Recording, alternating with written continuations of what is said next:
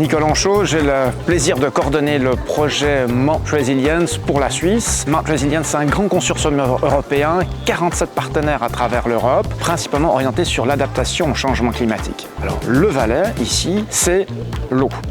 Ce qu'on essaie de faire dans le cadre de ce consortium, c'est de montrer comment est-ce qu'on peut amener à avoir une meilleure gestion de l'eau en impliquant les parties prenantes. Les innovations que nous apportons principalement, c'est vraiment ce pipeline complet depuis la mesure technique dans la montagne, comment est-ce qu'on la transfère auprès des parties prenantes de façon à ce qu'ils puissent mieux comprendre vraiment ce qui se passe vraiment dans la montagne pour prendre des décisions vraiment informées, même s'ils ne sont pas des spécialistes.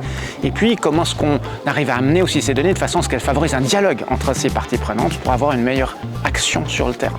Actuellement, il y a des progrès considérables qui sont faits dans la gestion de l'eau, d'une part en observant ce qui se passe dans la nature, puis dans les mesures qu'on peut implémenter. La grande difficulté, c'est comment est-ce qu'on amène les gens à participer aux bonnes décisions.